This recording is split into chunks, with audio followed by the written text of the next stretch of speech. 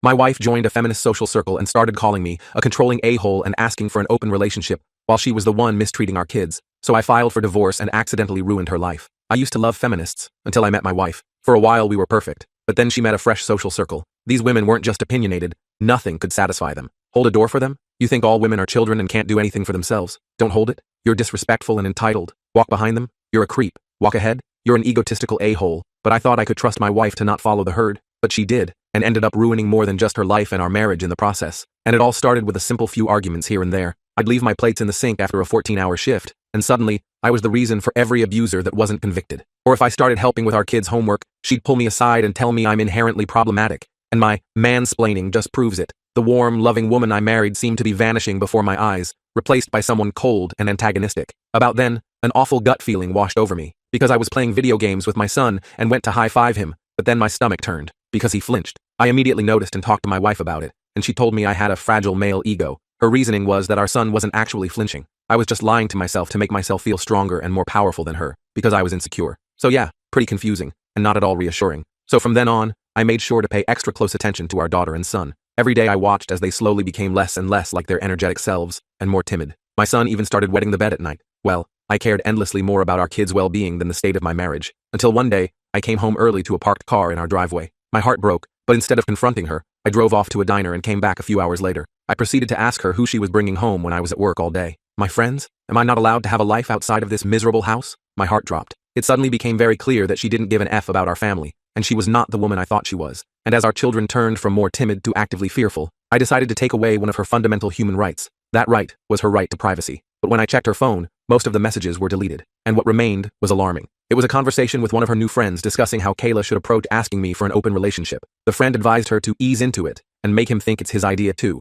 Obviously, she was cheating, but I didn't even care about that anymore. I just needed to know who was laying hands on our kids. So in my head, this is what I'm thinking. I needed to formulate a plan that allowed me to get full custody of the kids, but since there was no prenup, I had to make sure I was left with enough that would still allow me to be a good father. So when Kayla casually brought up the idea of open relationships over breakfast, like it was just a random thought that had occurred to her, I was prepared. I had my phone recording in my pocket. She stirred her oatmeal nonchalantly. So I was reading about these couples who have open relationships. What do you think about that concept? I didn't yell. I didn't scream. Instead, I looked her straight in the eyes and asked with a clenched jaw, "Who is he?" Her cocky demeanor vanished instantly, like a mask sliding off. "What do you mean?" she stammered. But I wasn't falling for her innocence anymore. And eventually, Kayla confessed to 2 one-night stands while I was working. She explained that when they came over, she forced our kids to sleep on the hardwood floor while she made love with them in the other room, loud enough for them to hear. Hence their timidness and increased anxiety. They were both married men with children of their own, fathers who, like me, probably thought they had loving, committed relationships with her. Then came the bombshell. She was planning to sleep with a colleague at work and intended to pursue it because it's good for her, and I don't have any right to control her. The way she said it, with defiance rather than remorse, made it clear this wasn't a confession. It was a declaration of independence from our marriage vows. The absurdity escalated when she mentioned setting me up with one of her friends who was really keen on me. "She thinks you're hot," Kayla said, as though offering me some kind of consolation prize. I've seen this friend, perpetually angry, loud, and physically unpleasant. I wouldn't touch her with a 10-foot pole. My head was spinning, but I maintained enough composure to ask for her phone. With surprising compliance, she showed me her unlock pattern. While she used the bathroom, I locked myself in my office. She pounded on the door while I ran recovery software, uncovering painful evidence of explicit conversations, plans for meetups, and disparaging comments about me and our marriage. I also installed a monitoring app before returning her phone and telling her to leave. Her response wasn't remorse, it was indignation. She yelled about me being controlling, holding her back, like men always held women back throughout history. She claimed I never truly loved her, that I only wanted to possess her, that she had every right to do this, and expected me to just accept it as the new normal for our marriage. Through her tirade, I silently packed her things and stood at the front door until she ran out of steam and left for her parents' house.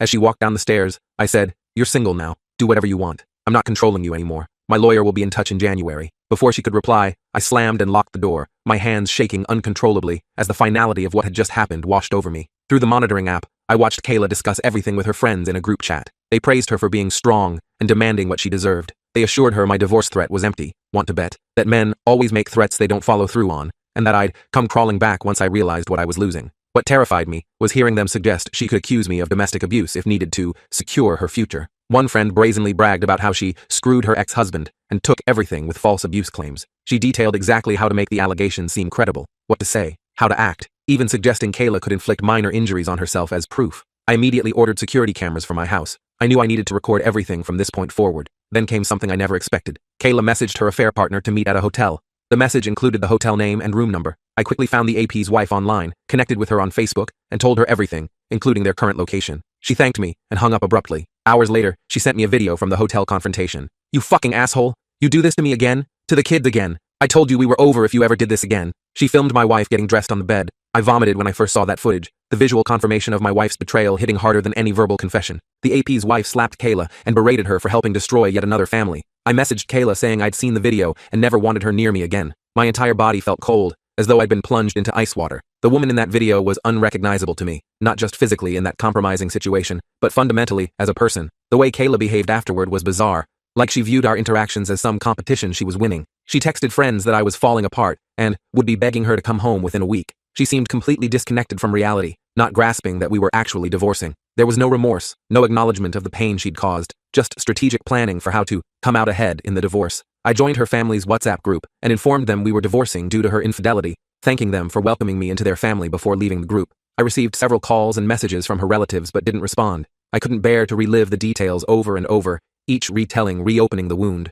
After telling my parents everything, my father messaged Kayla that she wouldn't be welcome for Christmas. I'm staying with my parents now, surrounded by childhood mementos that provide small comfort amid the chaos. My boss has given me time off until mid-January, recognizing that I'm in no state to function professionally. Through monitoring, I've witnessed Kayla's increasingly frantic discussions with her friends. I don't think she comprehends that she's lost her family, her marriage is over, and her new friends don't actually care about her. They offer toxic advice that only serves to drive her further from reconciliation. She sent countless messages and even showed up at my parents' demanding to celebrate Christmas with us. My father threatened to call police if she didn't leave, his face flushed with anger at her audacity. I've been Googling divorce lawyers between crying spells.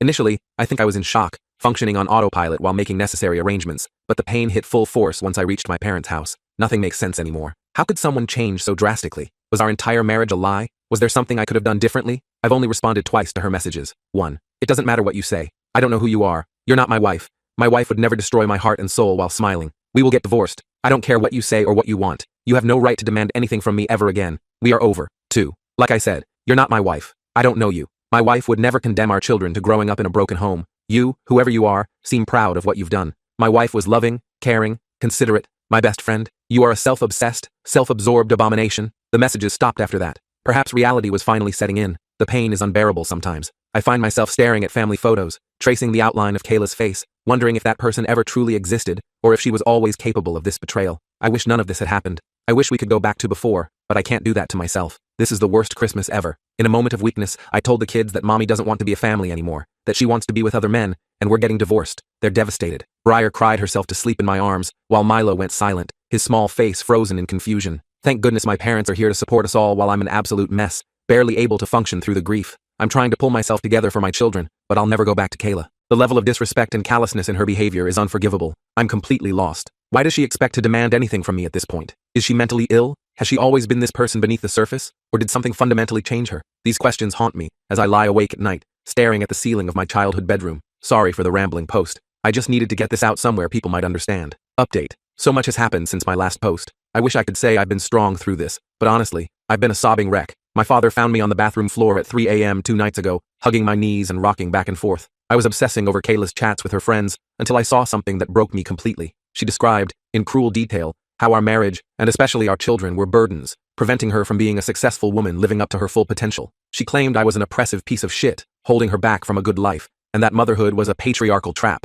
designed to keep women submissive. What broke me was realizing she never gave specific examples of how we supposedly burdened or oppressed her, just blanket accusations based on gender politics, rather than our actual relationship. In reality, I've never stopped her from doing anything. I pay for everything. Her part-time job's minimal wage couldn't support anyone. I've backed her hobbies, dreams, and aspirations, even through countless classes she'd drop halfway through. I showed love and appreciation daily, romanced her, took her out, supported her whenever needed. I've been the primary caregiver for our children on many occasions when she wanted me time. If that's oppression, sign me up. I eventually passed out from emotional exhaustion. When I woke, my 3 best friends, let's call them JR, Jack, and Caleb, were in the kitchen with my dad making dinner. These guys have been there since childhood, through every major life event. JR is ex-military who lost his arm below the elbow in Afghanistan. We supported him when his wife abandoned him during recovery, unable to handle the new him. He arranged a Zoom call with his counselor who helped me understand what was happening emotionally. He explained how part of my identity was tied to my marriage and role as a husband. That part is now dead, and like an amputee experiences phantom pain, I'm feeling phantom pain from the dead part of my identity. As JR said, the marriage you thought you had no longer exists, and you're mourning it like a death, because it is one. Jack is an executive at a security company. well off, but mysterious about his actual job. He contacted a top-tier law firm his company has on retainer. He's covering my legal expenses as repayment for all the times I took beatings from bullies on his behalf when we were kids. You protected me when I couldn't protect myself, he said, squeezing my shoulder. Now it's my turn. Caleb, a teacher at a private school with 7 children, yes, 7, has been ensuring my kids are cared for while I get back on my feet. His oldest daughters have been reading bedtime stories to Briar and Milo, providing a sense of normalcy amid the chaos. Yesterday started with an STD screening. The results? Kayla gave me chlamydia. I need another screen in 6 months for HIV and other STDs with longer incubation periods. My self-pity instantly transformed into rage. The doctor's sympathetic look as he prescribed antibiotics only intensified my feelings of violation. Gloves off. I'm going for full custody and will give her nothing if possible. My lawyer tracked down the ex-husband of Kayla's feminist friend who bragged about screwing him over. We spoke on WhatsApp, and after hearing how this woman destroyed his life, leaving him homeless and barely seeing his kids for 4 years, I'm preparing for war. His voice cracked as he described living in his car while she enjoyed the house he'd paid for,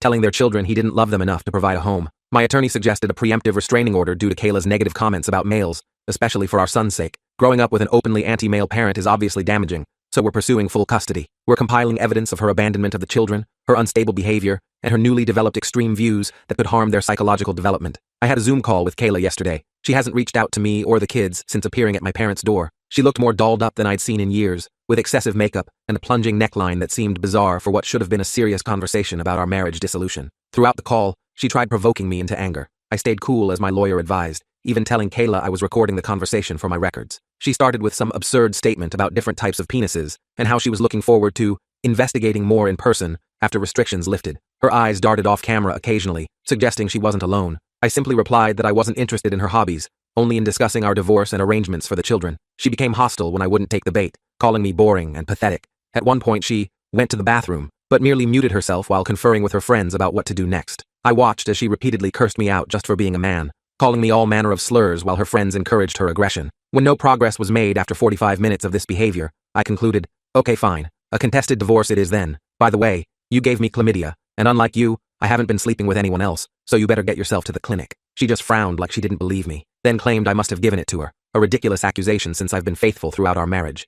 I sent the recording to my lawyer, who was shocked. This is gold for our case, he said. Since I own her phone and the subscription, we can legally use the chat logs in court. Her digital footprint will be her undoing. It still hurts, but I'm treating it as phantom pain now. I've abandoned self-pity and am fighting to protect myself and my children. We'll get through this. My kids will get whatever therapy they need. Kayla will soon be a distant memory, and I'll build a better life. Update. 2 weeks later. People keep telling me I'm strong or winning somehow. Reading back my posts, I can see how my anger might make me seem defiant and sure of myself. The truth is, I'm not. I wish none of this had happened. I wish my family was intact, and I had a long, comfortable life ahead with Kayla as our kids grew up. Nobody wins here. I lose, Kayla loses, our kids lose most of all. Their world has been shattered through no fault of their own. It feels like people are congratulating me for losing both legs, but saving half a kneecap. I still can't sleep properly, and when I do, I have terrible nightmares that leave me drenched in cold sweat. I dream of Kayla with other men, laughing at me. I dream of my children crying for their mother while I stand helpless. Sometimes I wake up reaching across the bed for her, momentarily forgetting everything before reality crashes back. Today, the hospital called.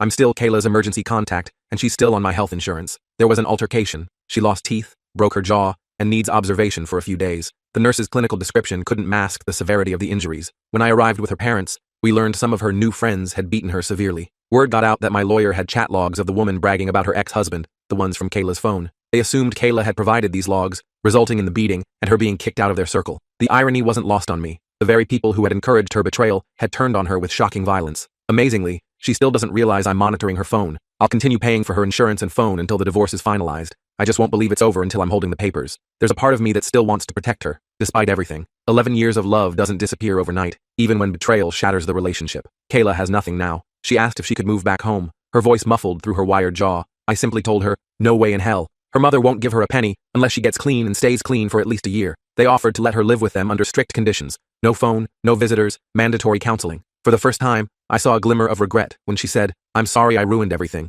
but I don't think it's genuine. She barely looked me in the eyes, focusing instead on the hospital wall behind me. Despite everything, it hurt seeing her like this. I wanted to protect her, but she's an adult whose behavior is dangerous and erratic. I need to protect my kids. Strangely, she didn't ask about the hearing or her critically injured friend. She just sat there, seemingly irritated by our presence rather than grateful for the support. Her father's face was a mask of disappointment and confusion, the same expression I've worn for weeks now. I still don't understand what happened. She destroyed her family and caused immense pain for, what? A buzz and random sex? I'm going completely no contact until she's been clean for a long time. I can't handle this craziness. Update. 1 month later. Many people have messaged asking for updates. I was going to post yesterday but lacked the energy. I'm depressed and exhausted, barely sleeping, and plagued by nightmares when I do. Some days I can barely get out of bed, forcing myself to function only because my children need me. The good news, my kids are doing better. My dad has been incredible. We went skiing at his cabin this weekend, just him, me, and the kids. It was wonderful watching them learn, their faces flushed with excitement as they mastered the bunny slope. For brief moments, I could almost forget everything that's happened. I have no contact with Kayla now. I did speak with one of her friends, the one who was in critical condition. She woke up, but is in terrible shape. Her nurse mentioned that no one had visited her. Her family refused to see her. The ward was eerily quiet, just beeping machines and the smell of antiseptic. Worried that whoever attacked Kayla might come after me and the kids, I asked to speak with this woman. She bizarrely opened our conversation by offering sexual services for $20. Her eyes were vacant, her skin pallid and marked with bruises. I countered with $50 for information instead. What she revealed was devastating. All these feminist friends are hardcore drug addicts. One of them, the one who bragged about destroying her ex, brought Kayla into their group against the other's wishes and introduced her to drugs. They sell sexual favors for drug money, hiding behind feminist rhetoric to protect their imagined egos. Kayla bought into the ideology first, but quickly became addicted to meth. Eventually, she too began selling sex for drug money. Learning that the woman I loved more than anything had become a prostitute to fund her addiction destroyed me. It explains why she only wanted money from our divorce. Each revelation felt like another knife to my already wounded heart. No one visited this woman in hospital because she's stolen from, cheated, abused, and lied to everyone in her life. She told me, without blinking, how sad she was to have survived. She has no hope for the future. I cried listening to her story, not for her,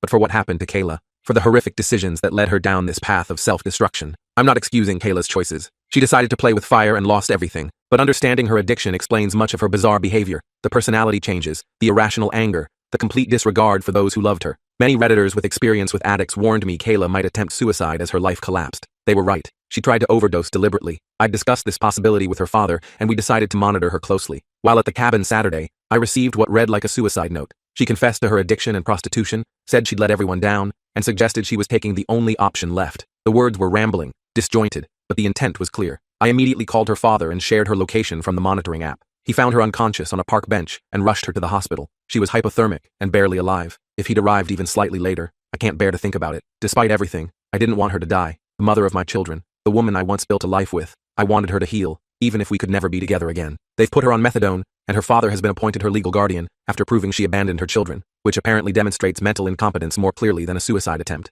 She'll undergo sedated detox at a rehabilitation center this week. The doctors warn the road to recovery will be long and difficult, with no guarantees. Thankfully, I hadn't canceled her life insurance yet, so treatment is covered. I've offered to help with finances as long as Kayla isn't told I'm involved. Not out of kindness necessarily, but because her recovery is vital for our children to eventually have some relationship with their mother, a healthier, sober version of her. I was terrified the men who attacked Kayla would come after me and the kids, thinking I had provided the incriminating chat logs. Jack's friend Brandon, who benefited from those logs in his divorce case, decided to fix this. Brandon is an intimidating mountain of a man who grew up on a farm lifting hay bales and wrestling cattle. Despite his frightening appearance, tall enough to duck through doorways, crew cut, facial scars from a childhood accident, he's actually patient and kind. He visited the attacker's apartment, grabbed them by their necks, and gave them two options: go to the police and confess to the assault, or face him and suffer painful permanent injuries. They couldn't get to the police station fast enough. I found a new apartment and will be moving soon. Jack helped arrange it. It's smaller than our family home, but it has enough space for the kids and is in a good school district. I've been slowly decorating their rooms, trying to create a space that feels safe and welcoming.